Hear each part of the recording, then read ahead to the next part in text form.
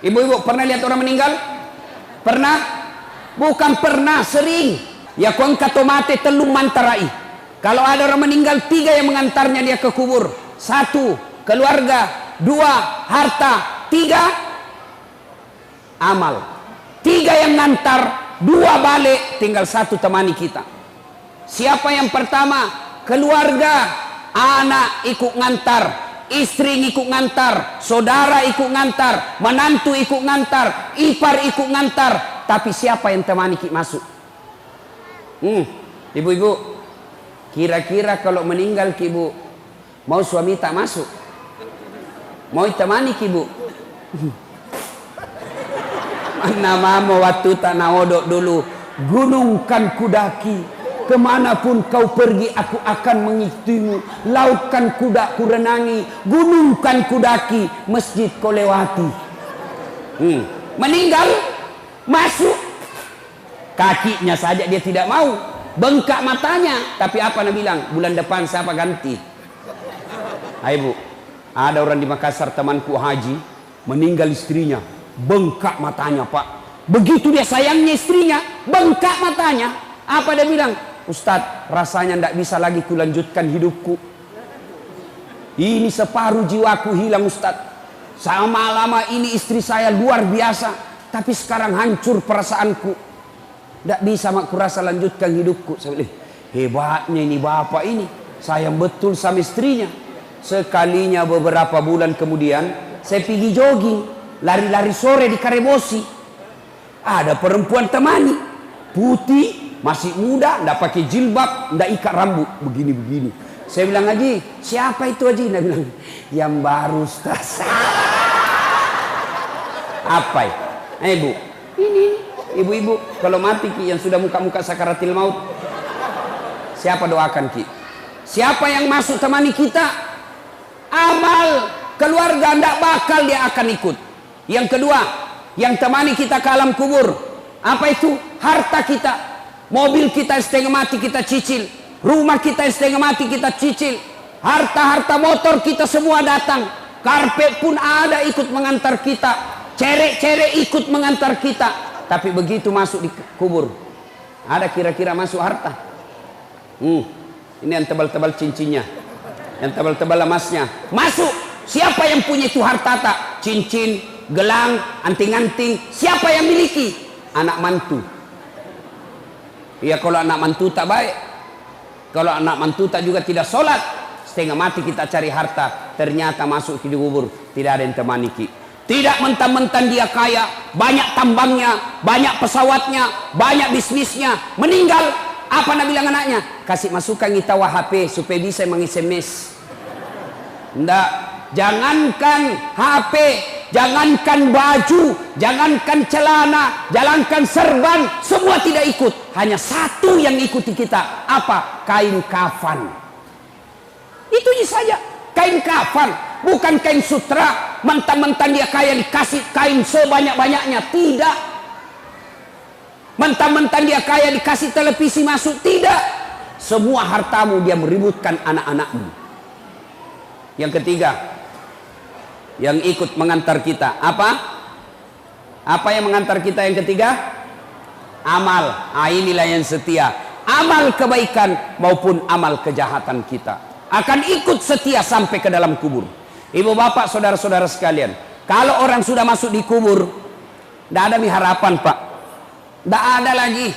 Kalau ibu dari Sulawesi Selatan, dari Pangkep, dari Sidrap, dari Pinrang, dari Mamuju, dari Majene, datang merantau ke Kota Baru, datang merantau ke Batu Licin, datang merantau ke Pagatan, ternyata sampai di Tanah Bumbu menderita, sampai di Tanah Bumbu susah cari uang, sampai di Tanah Bumbu menderita hidupnya, masih bisa kembali kampung, masih bisa kita kembali.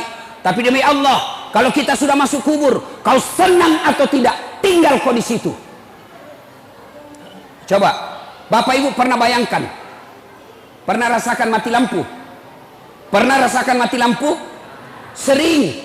Coba lihat, bayangkan kalau mati lampu. Bagaimana kalau mati lampu di rumah, tiba-tiba ada ular masuk di rumah tak? Ibu-ibu, bayangkan kalau lagi mati lampu, tiba-tiba ada ular masuk di rumah ibu. menderita, hula-hula, turun iki, hula balu.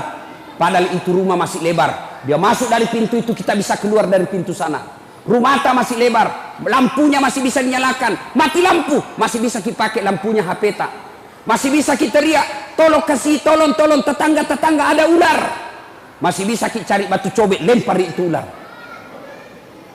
Tapi nanti kalau masuk di kubur, mati lampunya bukan 1 hari. Ditindis batu, ditindis tanah. Lebarnya hanya setengah meter 30 cm, panjangnya 1,5 meter, ditindis batu. Pada saat itu tidak ada lagi temani kita kecuali amal. Ini kisah nyata saya alami. Suatu waktu saya diundang ceramah ke Palopo. Palopo itu kalau naik mobil dari Makassar kurang lebih 10 jam. Ya. Nah, saya selesai takziah malam jam 10 saya berangkat, jam 10 malam. Begitu saya naik mobil, salah satu nikmat yang Allah berikan, saya gampang tidur. Gampang betul tidur. Kalau saya naik pesawat, belum terbang saya sudah tidur. Itu kalau saya naik mobil, kalau saya sudah baring, karena saya di belakang sopir, saya tidur. Tidur saya. Nah, sampai di kampung namanya Kera, itu gunung, hutan, tidak ada rumah. Tiba-tiba singgah itu mobil jam 1 malam. Jam 1 singgah mobil. Kaget kak, mana ini sopir ini? Moto kato? Mana sopirnya? Oh kulihat, oh kencing. Dia turun dari sebelah kanan, kencing dia. Saya turun juga. Moto kak kencing deh. Turunlah saya, kencing juga. Begitu saya kencing, saya bayangkan, sekalinya ini sopir dia tidak tahu saya turun, matilah saya ini. Ternyata betul. Saya lagi kencing, tiba-tiba ini sopir napa lari otona. Nasalaika oto. Langsung lari setereku. Itu belum dia habis kencing, ku lari kak, woi nasalaika. Apalagi dia sudah tutup kaca mobil, lari. Jam 1 malam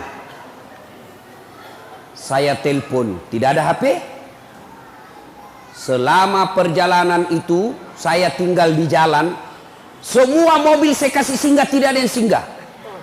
Yang mau ke Makassar saya kasih singgah, tidak ada singgah. Saya mau ke Palopo, tidak ada singgah. Kenapa? Dia kira kak mungkin pocong. Kenapa? Saya pakai putih-putih, songkok putih, baju putih, sarung putih, di tengah hutan.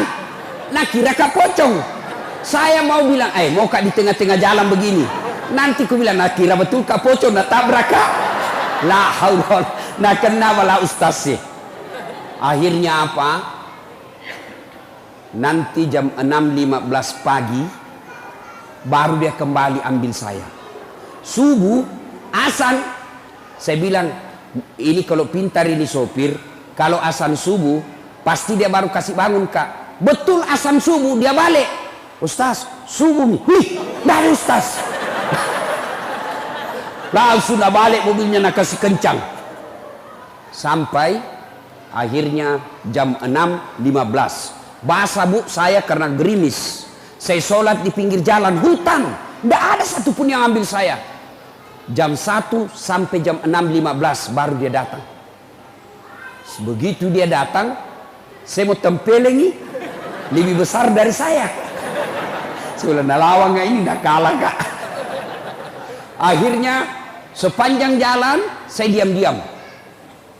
Sampai di rumah jabatan wali kota Palopo, langsung dia bilang wali kota, Ustaz, kenapa bisa kita lupa koporta? Dalam hatiku mak beli si sopir ini. Bohong lagi nih sopir. Ternyata nak lapor sama wali kota, dia kembali karena lupa kopornya Ustaz. Saya bilang bukan kopor nak lupa, saya nak lupa itu sopir tak. Akhirnya apa? Sudah. Pas saya mau pulang, datang lagi tuh sopir, itu lagi sopir, mau antar kak pulang. Saya bilang sama wali kota, Pak Wali, saya sudah maafkan ini sopir tak, tapi jangan lagi diantar kak. Jengkel saya kalau lihat mukanya. Akhirnya Nabi bilang, Pak Wali, ya Ustadz, nanti kita ganti sopir baru. Apa hikmahnya? Setelah saya ceritakan, nah tambah honorku. Nabi bilang, ini Ustaz, uang duka cita. Ini kisah nyata, fakta. Lalu apa kaitannya acara ini? Apa hubungannya dengan acara? Beginilah kita kalau sudah masuk di kubur. Ya? Almarhum sudah lebih 1 tahun meninggal. Saya baru 4 jam menunggu. Saya berharap ada yang ambil saya. Ternyata tidak satupun mobil yang tinggal dan mau singgah mengambil saya. Itu baru 4 jam sudah setengah mati. Beginilah orang yang dikubur, menunggu kiriman amal. Ternyata tidak ada yang kirimi amal. Saya baru 4 jam di pinggir jalan, hujan, masih merasa menderita. Bagaimana kita kalau sudah masuk di kubur?